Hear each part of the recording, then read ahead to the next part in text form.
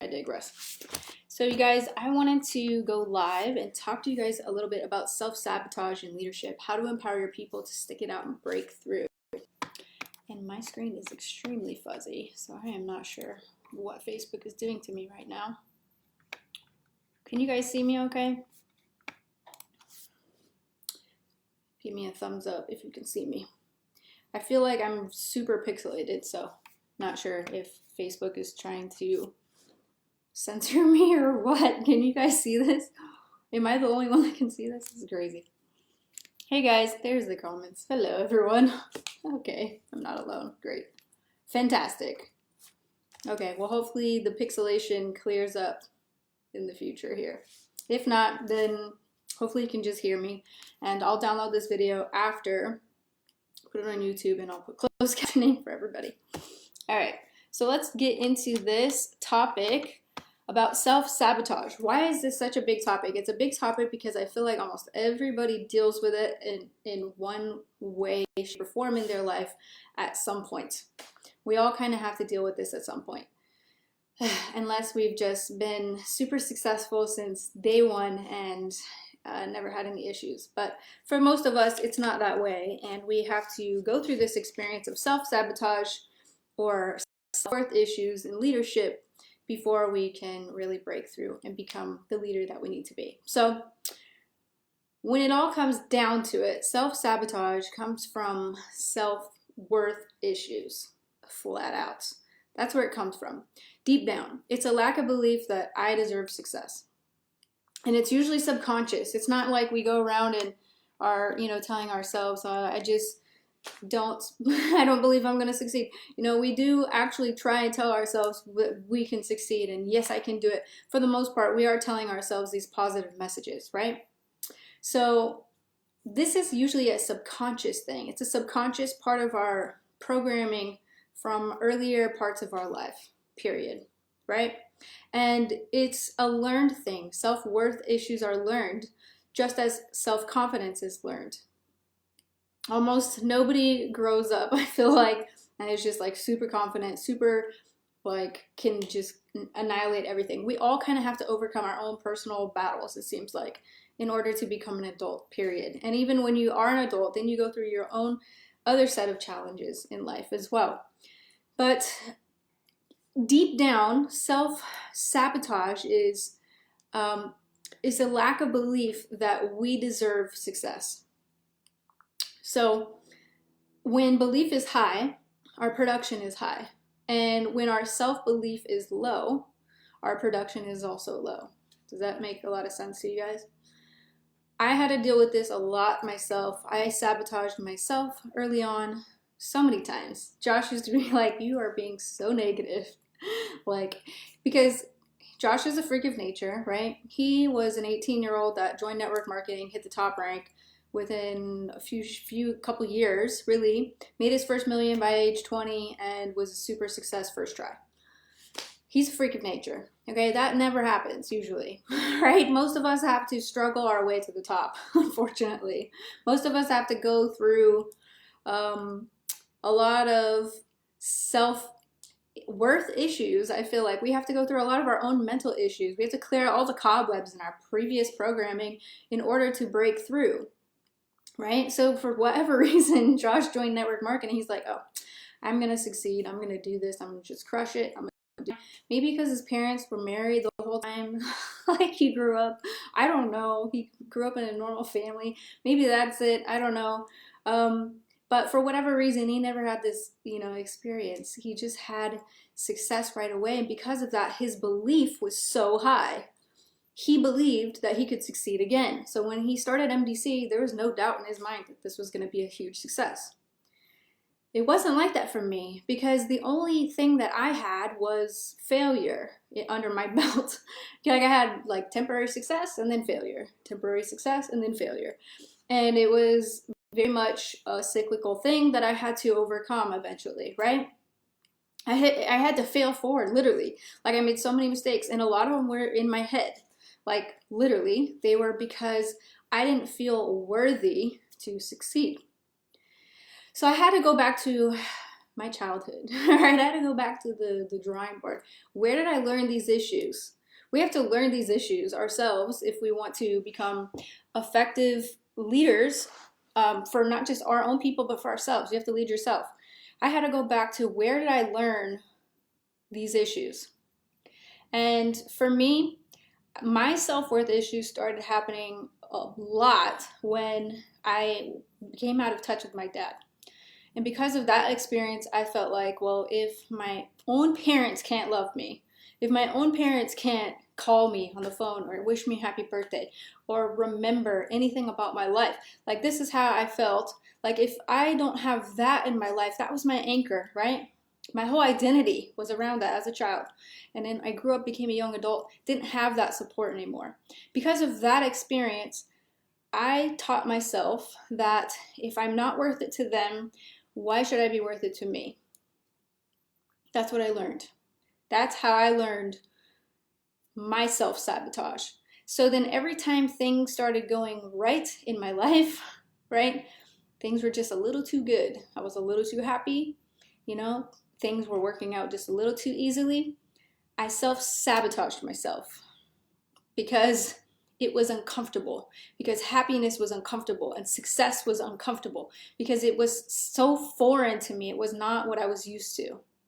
And we somehow put ourselves right back on to the path that we came from when we haven't leveled up our own personal development. And it's a frequency thing, really. It's an energy thing. If your frequency and your energy is down here and you have temporary spikes of success, right? And you freak yourself out because you're like, oh my God, it's going too good. Like, I need to, this is subconscious. Like, we don't ever tell ourselves this because that'd be crazy if we did. But we have temporary success where we're killing it, right? And our business is booming. And then what happens? We have a temporary dip in volume, or we lose a little momentum, or something happens, and then doubt begins to creep back into our business and into our life, right? And that doubt turns into fear. And now we're operating out of fear. And our fear turns into, maybe I was just crazy to think this could work all along. Our fear turns into self-doubt and self-sabotage. We start to listen to those old thought patterns once again, where they all creep back in, and we go, maybe I can't do this. Maybe this is only just for a few elite people at the top. Or maybe this was just, success is just reserved for a special kind of person, not me, right? Because it started out maybe going good for me, but look at here, look at my results, look at my physical reality. There's the evidence right there that it's not working, that I'm failing, that I'm a failure, that I don't deserve success. And so we start adopting those beliefs instead of our own self-belief, because that's the proof, right? And I was like the queen of this. Like, Josh would be like, you're going to be a multimillionaire someday. And I'd be like, okay. Like, have you seen my bank account lately? Like, there's $5 in there, bro, and I still have like rent to pay next month. Right. Like, he would try to throw all this belief towards me, and I would always fight back with my own negativity because I was being realistic. Like, for me, I wasn't being negative. I was being a realist. Okay? So for me, that was my comfort zone. I only knew what I knew, right? I never experienced anything beyond my certain level of success before. And the success that I had was in a job, not in a business or as an entrepreneur. So my idea was success can only happen if I was in a job, and I developed my career, through the career path. That was the only thing I ever experienced. So that's what I thought it was, But he had a whole different experience. So he had belief in me before I had belief in me.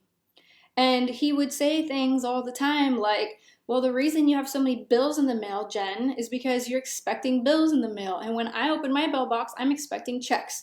And because I'm expecting checks, I get checks, you get bills. He's like, it's very simple, And I don't think at the time he had the awareness of energy or law of attraction or frequency. Like, he didn't really process it like that. he just knew that he wasn't going to put any negativity in his mind whatsoever. It's a miracle we stay together, guys. I'm just going to keep it real. Like, it's a miracle that I didn't chase him away, because honestly, the day that we met, like, I literally sat down at this restaurant and he said, tell me your story. And I told him every negative possible thing I could think of about myself in order to scare him away, because I had a feeling that I may accidentally fall in love with him and this was going to end badly for me, because 2 times before that, well, that didn't work out. So why would it work out the 3rd time? Does that sound familiar for anybody else besides me? Because I understand self-sabotage. My first day of meeting Josh was all about self-sabotage. I went on and I said, well, I'm diagnosed. I was telling him my mental health problems, like all the things I ever got diagnosed with, like I tried to scare him away. That was me self-sabotaging the relationship before it even had a chance to grow. So how do we apply this in leadership? Let's talk about that. Now you guys know my story, at least my experience with this, but I'm telling you this because I'm trying to get the point across that if I can get through all that drama, if I can conquer my own self-doubt, my own self-worth issues, so can you. So first I'm going to tell you how I fixed it in myself. And then I'm going to give you guys a few more tips on how we can help other people in our organization get through this as well. Okay, so this doesn't necessarily only apply to network marketing, although it's very relevant since this is a leadership business, right?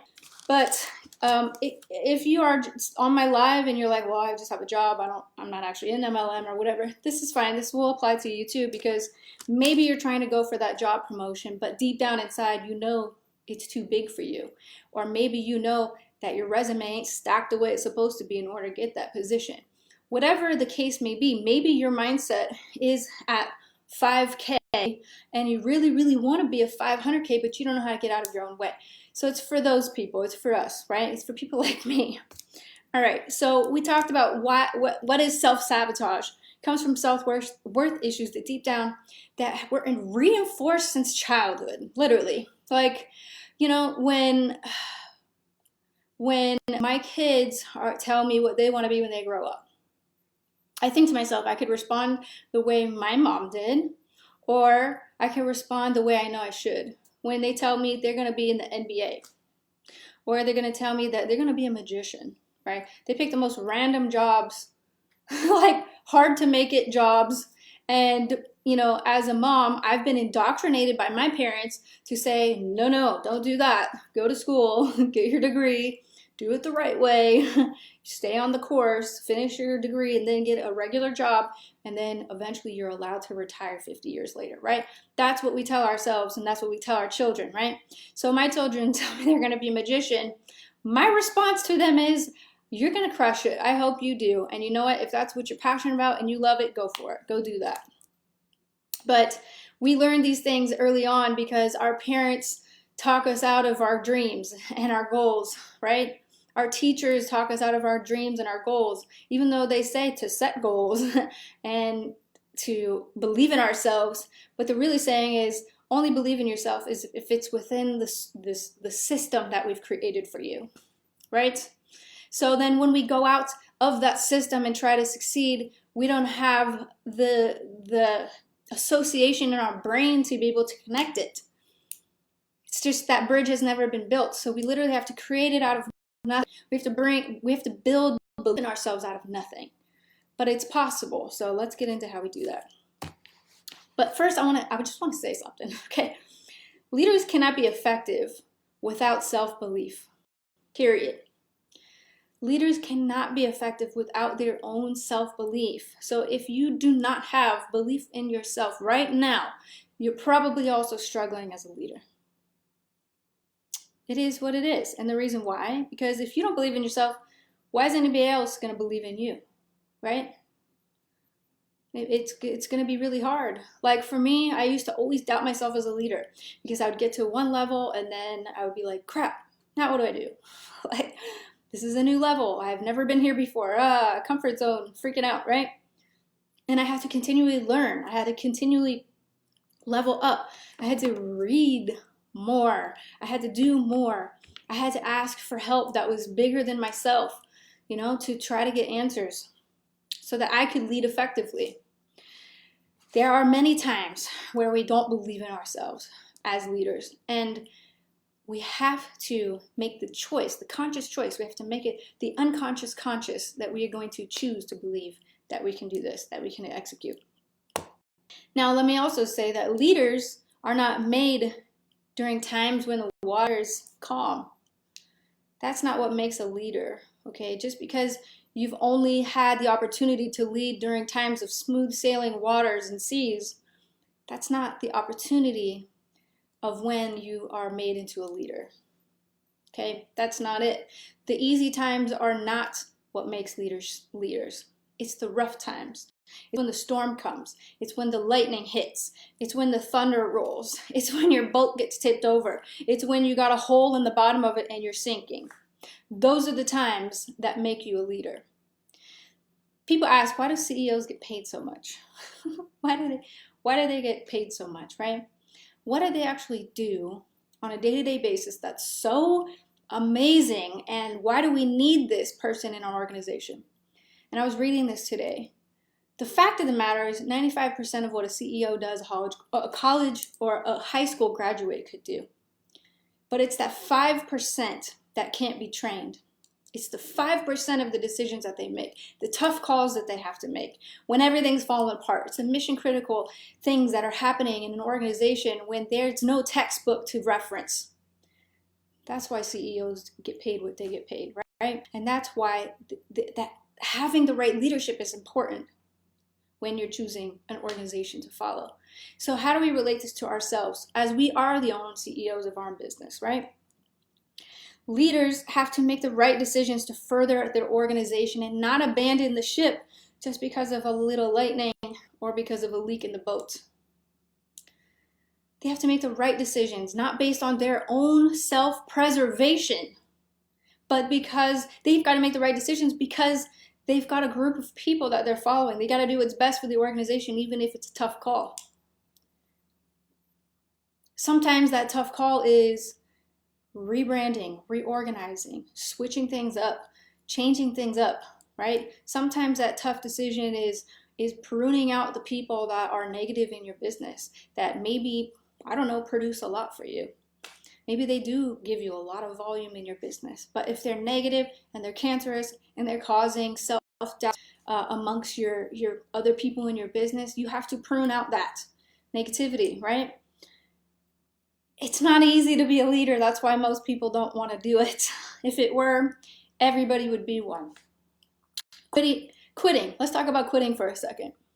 While we're on the topic of abandoning ship when you've got a leak in your boat. Okay, let's talk about that. Okay, quitting is usually a habit. Quitting is a habit. We get used to quitting. You ever see parents that allow their children to quit everything? It drives me nuts.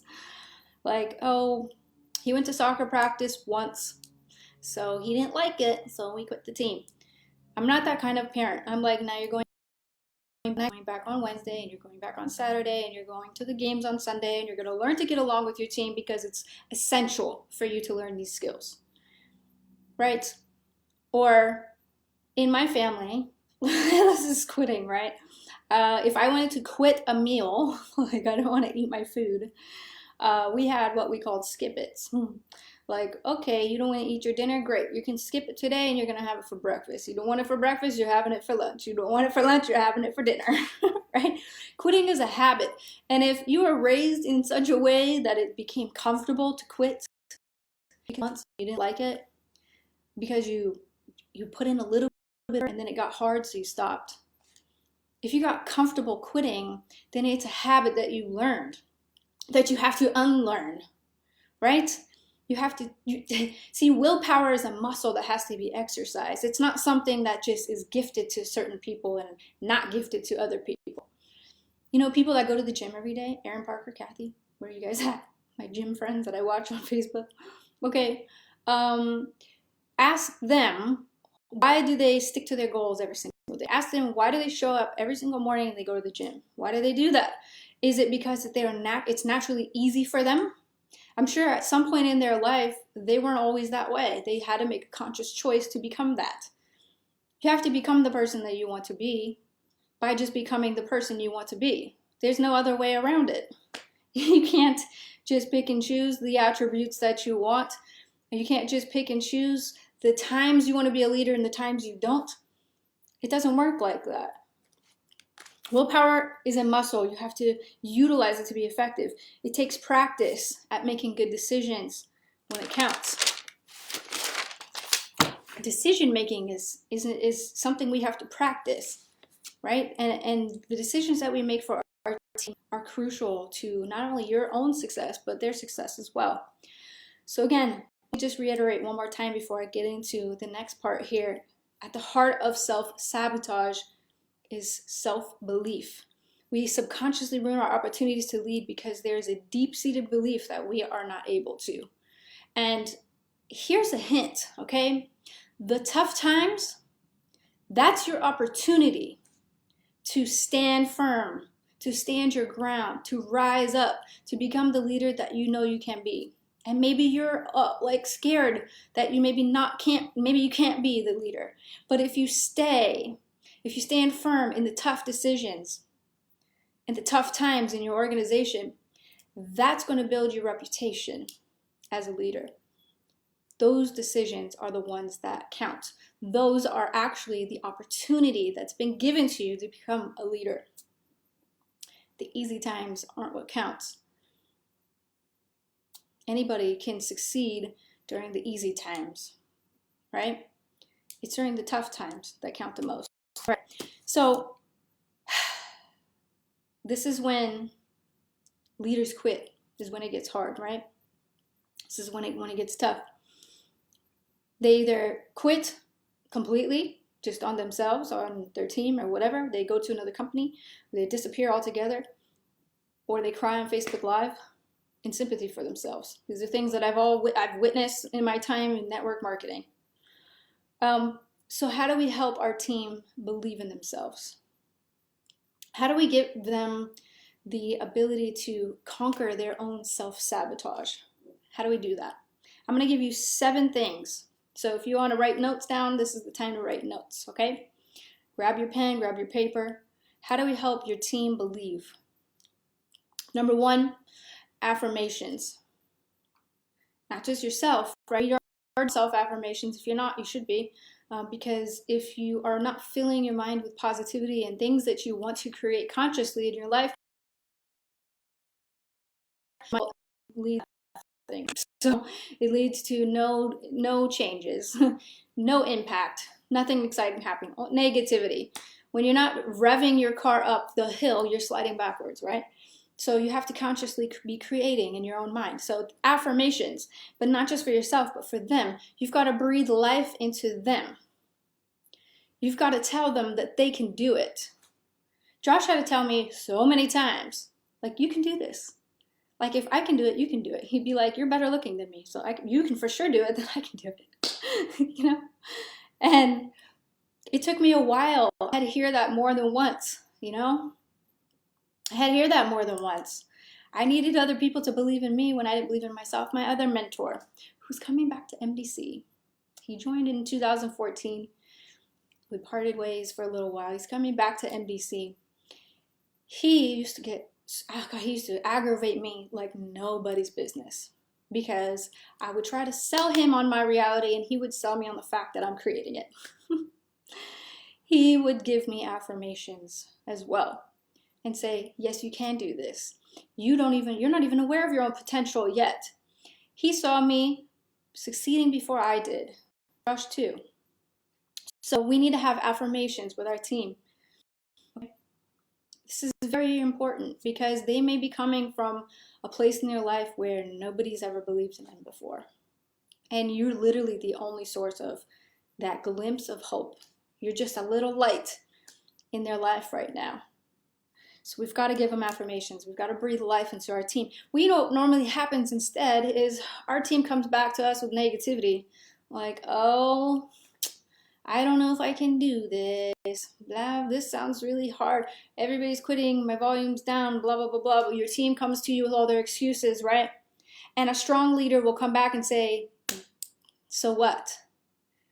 So what? This is the beginning. This is an opportunity for growth.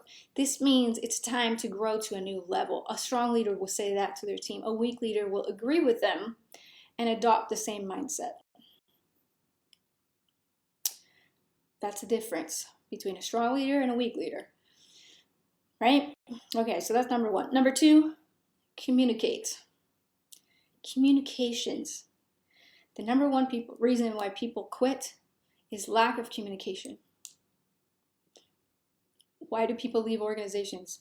Communication, usually. It's not the product, it's not the money, it's not the website, it's not the system, it's not anything else, it's communication. If we're not in communication with our team consistently, they're not going to feel attached to you. They're not going to feel like they're losing anything when they leave, right? I've been very fortunate to have the leaders that I've had in my team personally for as long as I've had them. I could do better at communicating with them for sure. And if you guys are watching this, I love you. And I'm going to message you right after this. But none of them, because I did take the time to build a relationship, you know, because they know that I have their back when it counts. Does your team know that about you? Are you paying attention to them? Are you paying attention to their growth? Are you paying attention to their lack of growth? Are you communicating with them? Are you staying in touch with them? You got to keep your leaders in the know. I don't know if they're in the MDC group right now, but Josh just created a new latest news leadership channel on Telegram. So that's very exciting. You won't be able to post in it, but you will be able to see all the latest news and updates. So speaking of communication, that just improved on our end as well. So at the corporate level, yay for you. Get the Telegram app and hop in the channel so you can be in the know. That's my little plug for number two. Okay, number three, set proper expectations for their personal growth. I think that's one thing I've been able to do with people that I've personally been able to mentor. Set the expectations for their personal growth. So, you know, I had the most people quit on me and in my business and my team when I told them this is going to be easy. Like, smooth sailing, just join, put your money in, and then you're going to be a huge success, right? I made it sound so easy. But the people that stayed, I properly told them. I set the expectation. I said, this is not going to be easy. This is going to be hard. It might be easy for a while. You're new, right? You're new. Your first few months are you're going to kill it. It's going to be awesome. On 3, 4, 5, 6, year 2, year 3. I've been in MDC for 6 years almost. And in some ways it gets easier, but in some ways it gets harder. Because that's what happens when you're an entrepreneur. There are ups and downs in business. There's lean times and there's great times, right? That's part of the game because we're literally creating our own paycheck here. It's not like a job where you just show up, you do your job, you get a paycheck no matter what. That's easy. Anybody can do that. That's why most people do it. This is not easy. So you set the proper expectations for their personal growth, okay?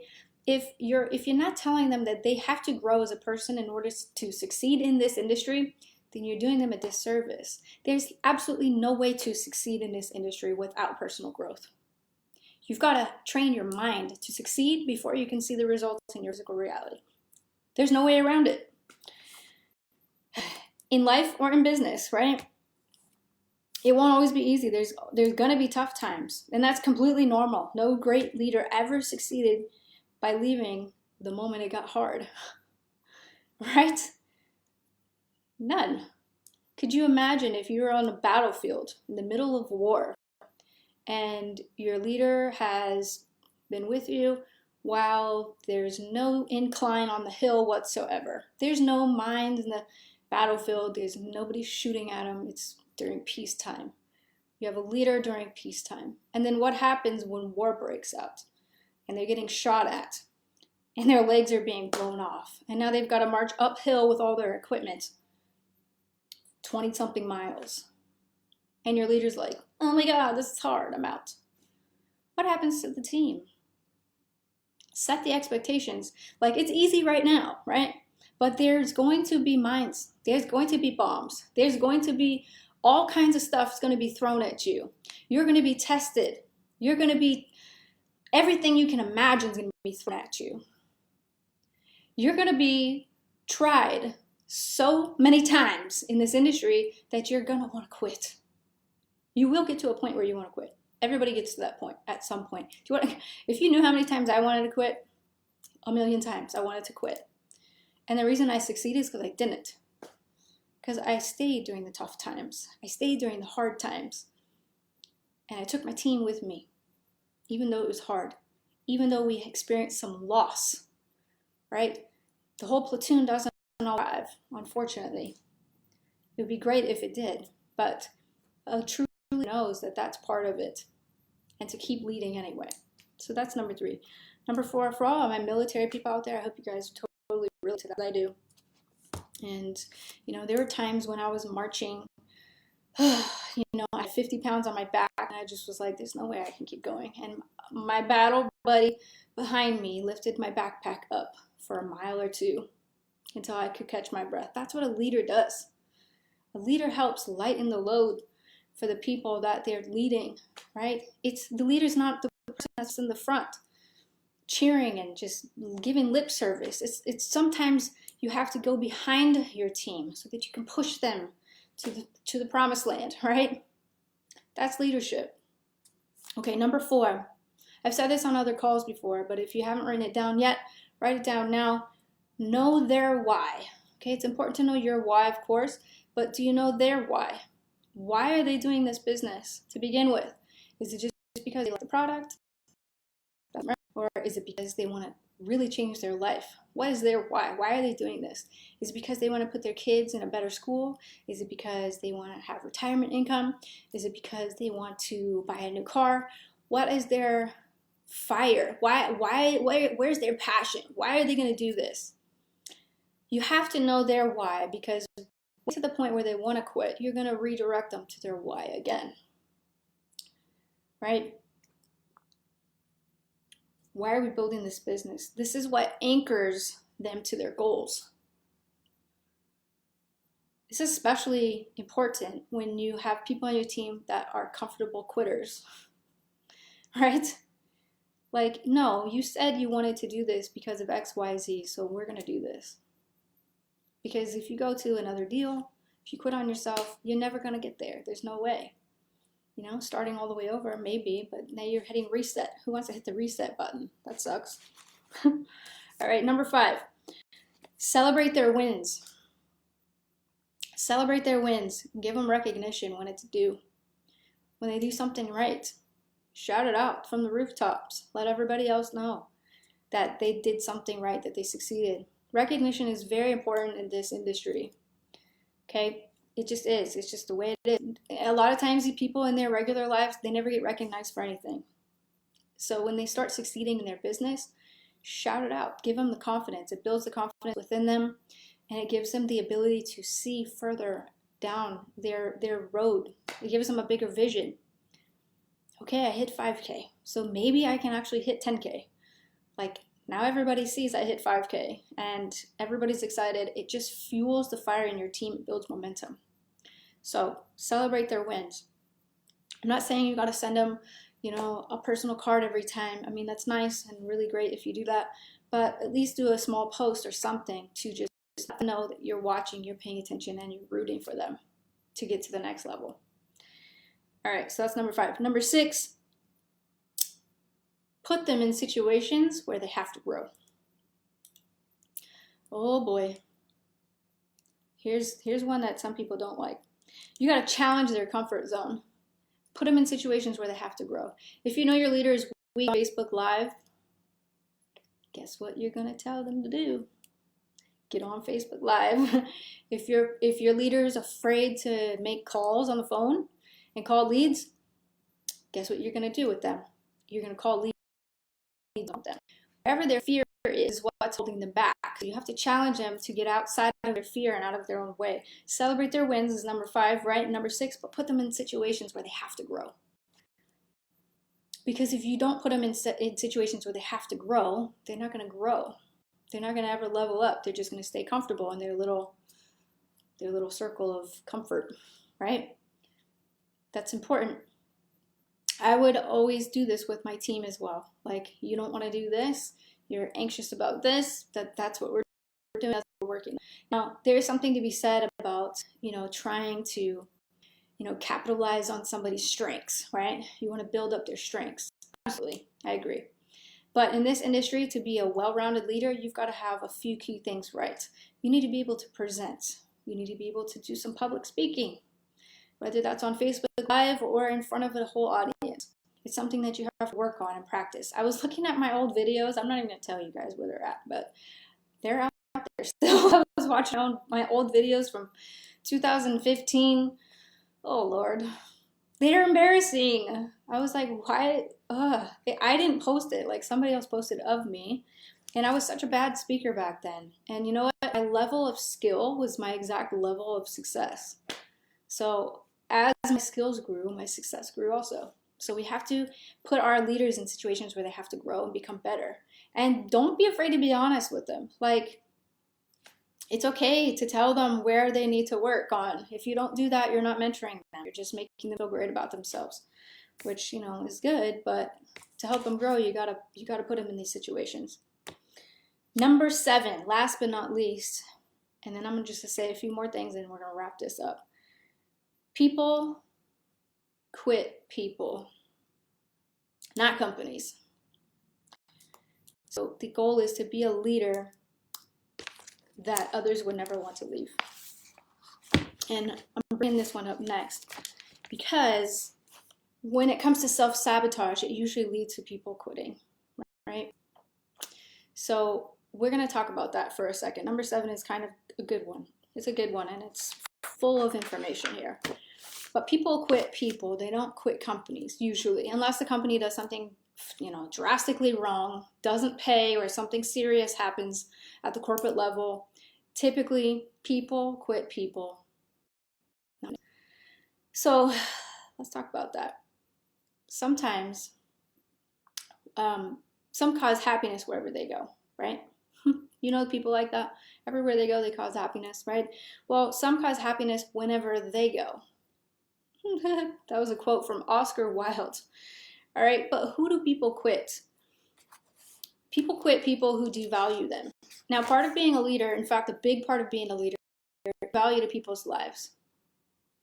Adding little bits of value. You're planting seeds of value in people to help them grow and reach their full potential. People quit people who devalue them. You cannot devalue somebody and add value to them at the same time. It doesn't work. And this is so that we can level up our own leadership with our people, right? These are things we need to know. Because if you've experienced people leaving or self-sabotaging or doing a number of all of these things, it's good to know this information. So it's impossible to add value if you're devaluing. So check yourself as a leader. Are you adding value to people's lives or are you devaluing them? People will leave if you're devaluing them. People quit people who are untrustworthy. This means a lot of different things. It doesn't mean that you necessarily lied to them. It means sometimes it means you've had so much hype with so little results for such a long time that nobody's listening anymore. Can you relate to that? Gosh, I've been there before. That was a tough one for me. People leave and they don't trust you anymore. They don't trust you as a leader. They don't trust that you're going to actually help them succeed. So they look for other leaders to follow. They look for other to follow that they believe is worth giving them a chance. I couldn't succeed here, so I'm going to try to succeed here. Maybe this person's got the magical wisdom that this person didn't have. It's fact. It's annoying, but it's fact. So it's important to be with our messaging. It's important to be producers in our own personal lives and our own business. It's important to reach out to people and make sure you're offering the support that they need when they need it. And sometimes they won't reach out to you, so you don't know. Right? And this is part of having business IQ. Josh talks about this. If you haven't logged into your back office in a while and checked your own stats of what's happening in your business, you need to always know what's happening in your business. You got to have business IQ. You need to know which leaders are hot, which ones are cold, which ones are growing, which ones are not. You need to know what's happening in your business, right? So you gotta be consistent with what you say and do. If you're like, we're gonna get straight to the top, we're gonna crush it, we're gonna do this, we're gonna do that, and then it doesn't happen, and then you're like, okay, next, all right, we're gonna do this, we're gonna hype everybody up, we're gonna crush it, we're gonna do it, and then nothing happens again. If you're in that situation, you need to go back to the drawing board and see why your leadership is not translating to help your people move forward. Because all the hype is making it harder for people to trust you. Unless you have proof to back that up, right? Unless when you're saying you're going to do it and it happens, success, right? That's great. You got to maintain integrity. You got to openly communicate your vision and your values to your team. You got to show respect for people in your team, whether you like them or not. Personally, part of being a professional, you've got to focus more on your shared goals more than your own personal agenda. Shared goals as a group, right? Being a leader is achieving things as a group. You're going together as a group. You got to do the right thing regardless of personal risk, right? Okay. Number 3 is, and these are like subtopics of number 7, right? So if you're like, what do you mean number 3? You're just 7. Now I'm telling you a few things, part of number 7, subcategories. Number 3 is people quit people who are incompetent.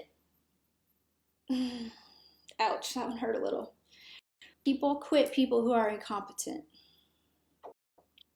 Leaders need to inspire confidence, and they do that not with charisma, but with competence. So you may have the best personality in the world, but if you're not a competent leader, people are going to quit. They're going to find somebody else to follow. People whose leadership ability is a 7, scale of a 1 to 10, will not follow somebody whose leadership is a 4. It just won't happen. So if you're a 4, and you've got 7s and 8s on your team, they're probably not going to stay until you develop yourself to get to their level and beyond. They're looking for somebody that's competent that can take them to the next level. You cannot take somebody to the next level if you yourself are not on their level or beyond, right? That hurts a little to hear that. I know. That hurt me a little bit too. But it's the fact. It's the truth. All right, people quit people who are insecure. Signs of an insecure leader, they want you to be completely dependent on them.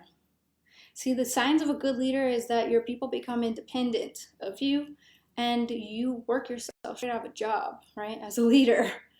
That's a goal, right? To make these people independent so that they can succeed with it. That develops your legacy. An insecure leader doesn't want that to happen because then they're going to feel like they're not being used. You want to help people reach their goals and their potential to succeed. Insecure leaders won't allow that to happen. Exceptions do 2 things. They develop other leaders and they work themselves out of a job. Insecure leaders never do that. Instead, they try to make themselves indispensable. They don't want to train their people to reach their potential and more successful than they are. In fact, they don't want them to be able to succeed without their help. Rise to high of a level, they see that as a threat. You want your people to be better than you, right? You want to train them so that they can eventually beat you, right? That they outrank you. That's the sign of a good leader. When Josh was learning chess as a child, right, he would beat his teachers, and then he would have to get a new teacher, and he'd have to constantly level up until he could find a person worthy of a match. He had good teachers because they taught him to be better than him. That's what we want for our leaders as well. Okay, so that's the last thing I wanted to just share. Recipe for retention, because I think it's relevant to the topic. You've got to take responsibility for your relationships with others. Some of us are just bad at building relationships, period. Maybe we learned this in our families growing up, or we learned this early in our adult life. whatever the case may be, you've got to take responsibility for the relationships in your team. You've got to communicate. You've got to take your responsibility for those relationships. When people leave you, I want to know why you need to go someplace else to fulfill your success and your potential. If you're asking your people why they're leaving, then you're not going to be a better leader in the future, right? Because how can you know? What if they're leaving because of you? What if they're leaving because they don't agree with things that you've done or posted? I'm guilty of that too, right? Maybe they're leaving because they don't agree with your energy, or whatever the case may be. You have to have that information or to level up as a leader. Do an exit interview. Don't be afraid. For some reason, we're afraid in network marketing when people leave. Like, oh my God, you left, block, right? But in normal situations, if you're leaving your company, if you have a good HR department, they'll do an exit interview. Why? How can we do better next time? How can we work on retention so that we can level up as leaders ourselves, right?